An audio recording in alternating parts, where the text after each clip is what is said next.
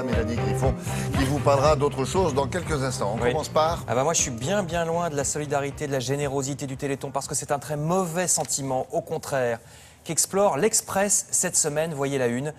Spéciale vengeance, la fièvre de la vengeance. Alors pas seulement à propos du livre bien connu auquel la photo fait référence. Cette fièvre de vengeance s'est emparée de nous tous, dit le journal. Les réseaux sociaux ont démultiplié ce vieux et honteux sentiment. On se cache même plus de vouloir détruire, par exemple, la réputation d'un ou une ex-petite amie.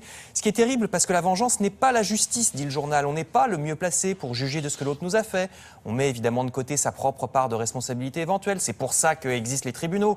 Et justement, l'Express dit qu'il faut une réponse judiciaire contre certains vengeurs quand ça va vraiment trop loin. Par exemple, rappelez-vous du cas de Laure Manodou, dont des photos nues avaient été divulguées, peut-être par son ex-fiancé, on ne sait pas. C'est lui, là? C'était lui? Alors, on ne sait pas si c'est lui. On sait pas. Elle soupçonne. Ce jeune nageur italien, si je me souviens bien. Un peu indélicat. On soupçonne, mais on ne sait pas si c'était lui. Effectivement, elle s'était retrouvée toute nue sur Internet. Et donc, ça ne devrait pas être considéré comme une simple question de droit à l'image, dit un avocat cité par l'Express. C'est presque une agression sexuelle et ça devrait être puni comme tel. Grand dossier sur cette grave question dans l'Express.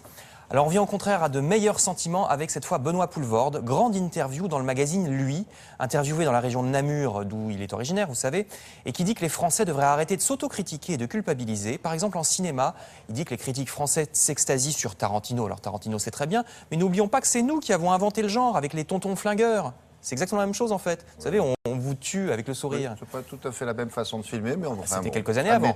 Alors il dit qu'on est le peuple le plus hospitalier et le plus ouvert qu'il connaisse. Alors la Wallonie dans le genre est pas mal non plus, écrit Frédéric Becbédé qui a fait l'interview, parce que vous allez les voir dans un bar albanais des bords de la Meuse, puisque ça existe, absorbant les alcools. C'est extrêmement snob ça, le bar albanais des bords de la Meuse. Eh oui.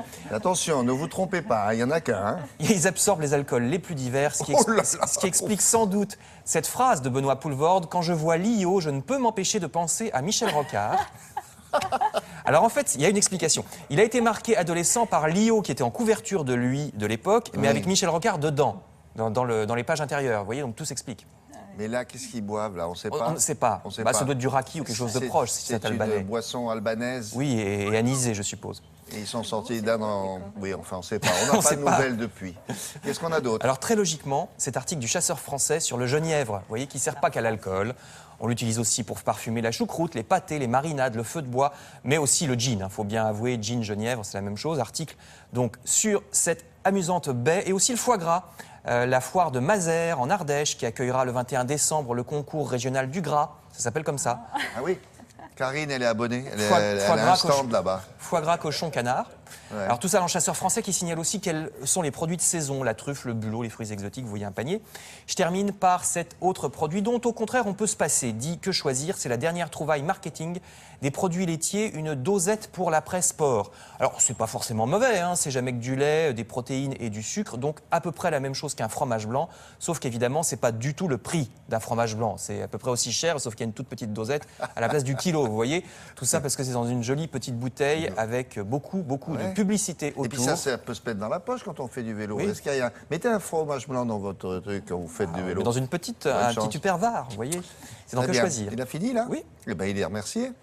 À tout à l'heure. À tout à l'heure. Si vous repassez par là.